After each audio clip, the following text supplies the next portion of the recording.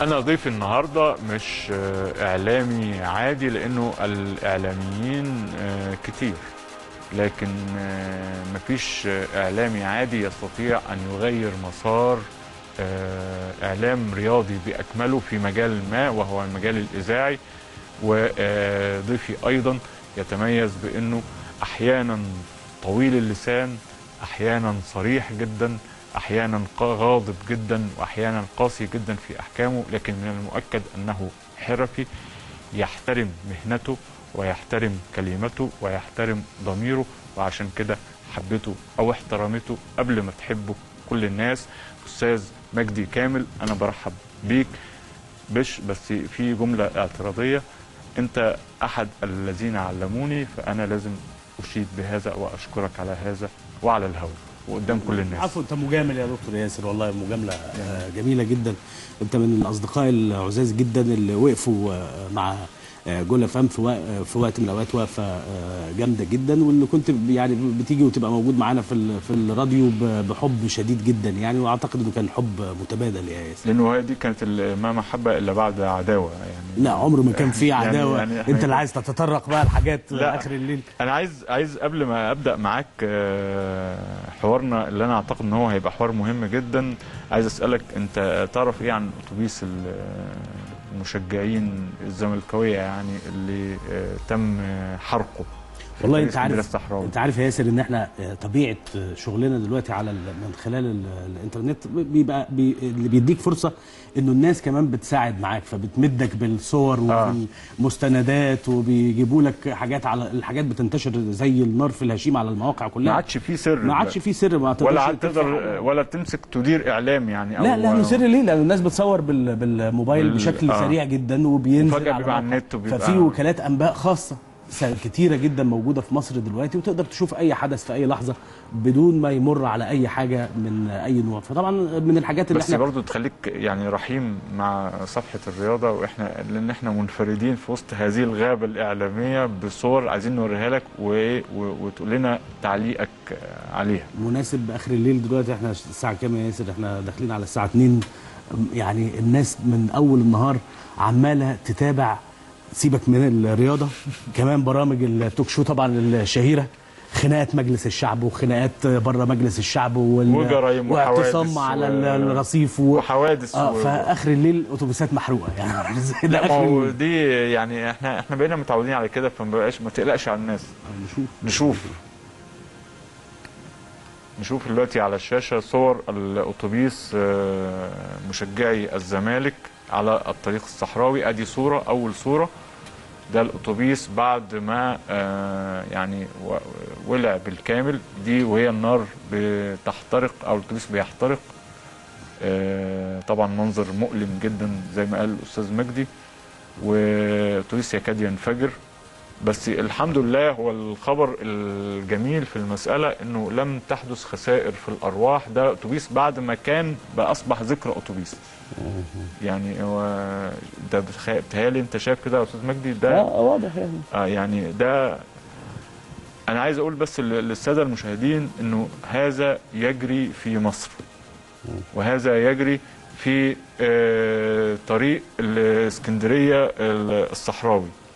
لا، وهذا يجري ارتباطا بكرة القدم يعني، مش يعني هي دي الكارثة الأكبر يعني مش ارتباطا بأي حاجة أو يعني حدث كبير جلل، إن في النهاية كرة القدم يعني.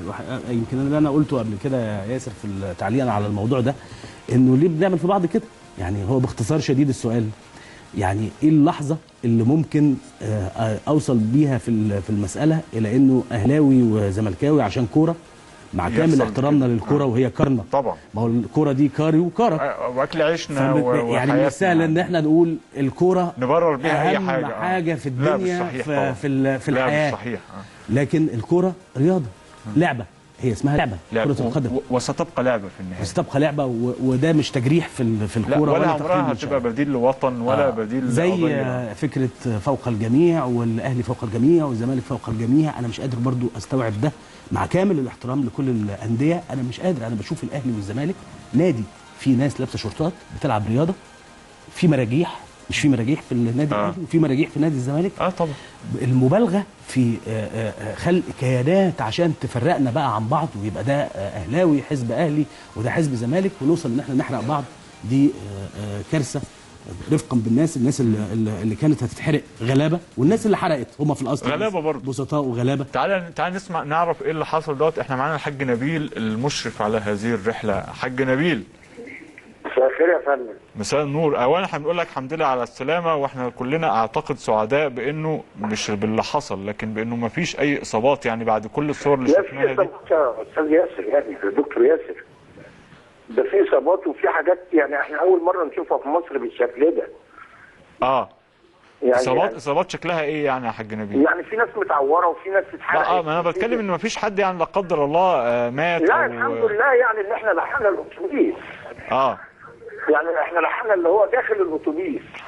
طب ايه اللي حصل بسرعه يا حاج نبيل؟ يعني انتوا كنتوا ماشيين. اللي حصل بسرعه اللي احنا اتفرجنا على الماتش ونزلنا قدام المنصه، اتلمينا كلنا وطلعنا على 100 عقبه ناكل وهناخد بعدين ونمشي. اول ما نزلنا عند نادي الترسانه قابلنا السياده النائب السيد جوهر، سلمنا عليه وشكرنا ان كنتوا جماهير وقفتوا جنب نادي الزمالك في الحلوه والوحشه، وسلمنا عليه واتعشينا واخدنا بعدينا ومشينا ركبنا الاتوبيس.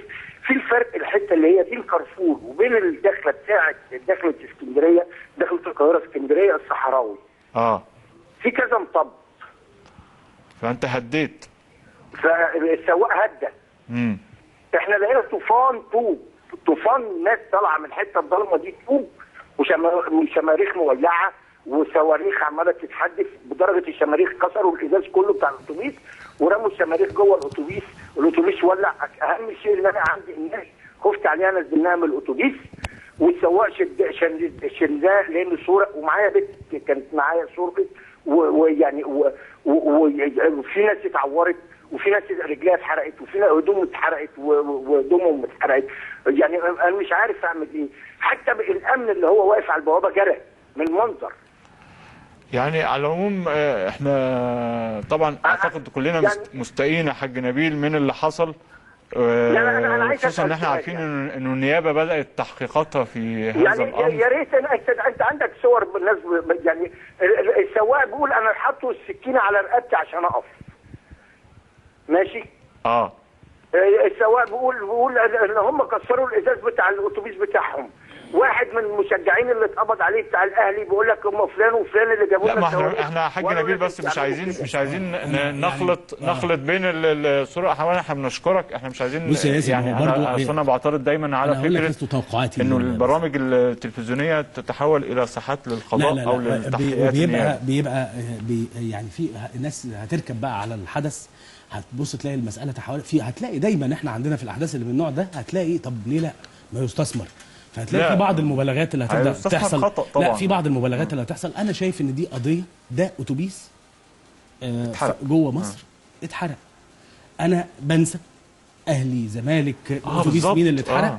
في ناس مشاغبه، وقد يكون مش كل الناس اللي كانوا في الاتوبيس الثاني على فكره. يعني هو في النهايه وممكن يكون ناس مش من الاتوبيسين. طبيعي جدا يعني طبيعي جدا ان تحقيقات الشرطه والتحريات بتوصل انك بتوصل في اي جريمه زي اي جريمه بتحصل في المجتمع، بغض النظر انها ليها علاقه اهلي او زمالك، بتوصل مين اللي ارتكب الفعل، مين اللي رمى شماريخ داخل مين اللي حط بنزين او جاز على الاتوبيس وولع فيه. عارف دي امر يخص النيابه ولا تزال النيابه بالظبط. يعني لكن انا ما يعنيني واللي انا قصده بيه النهارده بالصور ايه، عايز اقول للناس كلها بقى سواء اهلي او زمالك او اسماعيلي او كده، انه وصل بينا العنف الكروي الى هذا الحد.